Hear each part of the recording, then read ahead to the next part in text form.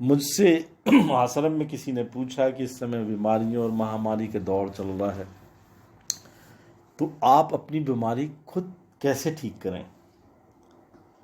मैं मुस्कुराया। मैंने कहा ये शरीर है, आध्यात्मिक तरीके से मैं सोचता हूँ, तो शरीर में तो बीमारी लगेगी ना। अमृत पी के तो आप आए नहीं हो। 5 तत्वों का शरीर है, जिस तत्वों की कमी होगी उस तत्व से आपको बीमारी लग जाएगी, चाहे वो कफ हो, बात हो, पित्त हो। अब उसका बैलेंस होना चाहिए इंसान को। बीमारी शरीर को लग सकती, आत्मा को नहीं,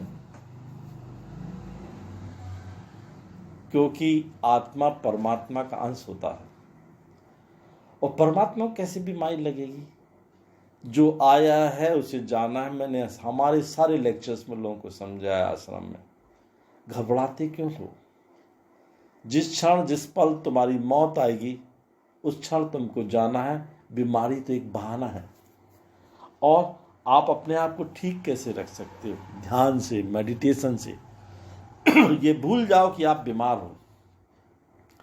मैंने बड़े बड़े साइंटिस्टों से मिला, बड़ी बड़ी बीमारियों के एक्सपेरिमेंट उन्होंने किए थे। उन्होंने बताया कि साइकोलॉजिकल आदमी बीमार होता है, मस्तिष्क सोचता है। 2 प्रकार के लोगों पर एक्सपेरिमेंट किया गया, एक को दवाई दी गई और एक को दवाई का खोल दिया गया। दवाई नहीं थी, उसका कवर भर था जिसमें वो कोई भी मेडिसिन नहीं थी। और बताया कि ये दवाई 7 दिनों तक दोनों ने ली, और उनको दवाई दी गई थी वो तो ठीक नहीं हुए, और जिनको नई दवाई दी हुई थी वो ठीक हो गए। मस्तिष्क सोचने लगता है कि अब तुम ठीक हो रहे हो। बीमार आप स्वयं हो। बीमार आप स्वयं हो, और आपको ये सोचना है कि बीमारी आपके शरीर को लगी, आत्मा को नहीं। जब आप किसी परमात्मा में ध्यान करते हो तो बीमारियां आपसे दूर होती हैं। और परमात्मा का सच्चा समय सुबह ब्रह्म मुहूर्त में होता है। 3:30 बजे से 5 बजे तक आप उठो, योग करो, ध्यान करो, परमात्मा में लीन होने की कोशिश करो। परमात्मा हर एक जगह विद्यमान है। क्योंकि मैं बहुत ध्यान से देख रहा था, मैं बैठा हुआ था ज्ञान कुंज में महाराज के साथ। एक आया सन्यासी, बोला महाराज मुझे तो 3 दिन से मेरी मृत्यु दिख रही है। महाराज बोले हो क्या गया भाई। बोले नहीं, बोल रहे कि 2 दिन बाद मैं तुमको ले जाऊंगी। महाराज तो हंसे, मैं भी हंसा कि उससे डरना क्यों।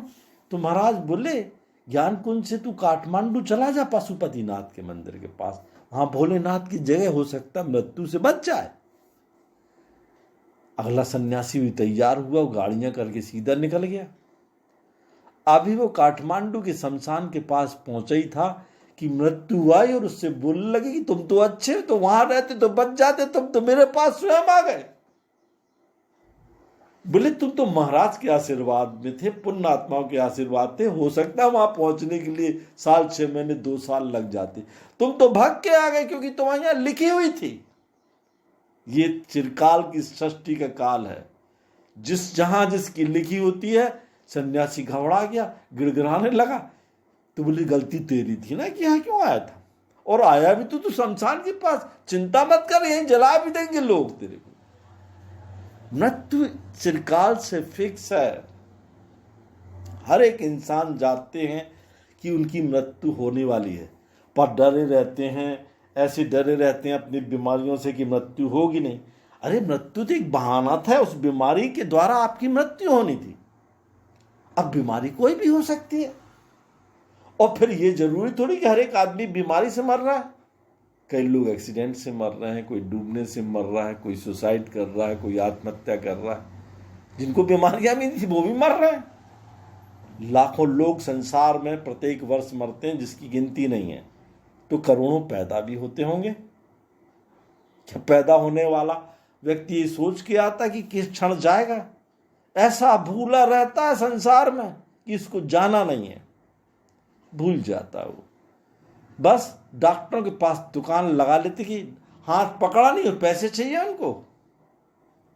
अरे आप अपनी बीमारी को स्वयं ठीक कर सकते यदि आप परमात्मा में लीन हो जाओ, और आप ये बोलो कि हम परमात्मा के पुत्र हैं, परमात्मा ने आपको पैदा किया, जब परमात्मा को कोई बीमारी नहीं लग सकती तो आपको क्यों लगेगी? तो आप परमात्मा पर निर्भर नहीं हो, डॉक्टरों पर निर्भर हो गए, नेचुरलपैथी पर निर्भर नहीं हो। आप सुबह उठो, घूमो फिरो, एक्सरसाइज करो, ध्यान करो, मेडिटेशन करो और हमेशा भूल जाओ कि आपकी कोई बीमारी है। क्योंकि मैंने ये बोला है, आज भी बोल रहा हूँ और आपको उदाहरण दिए हूँ मैं काठमांडू का, कि मौत एक निश्चित तत्व है, बीमारी एक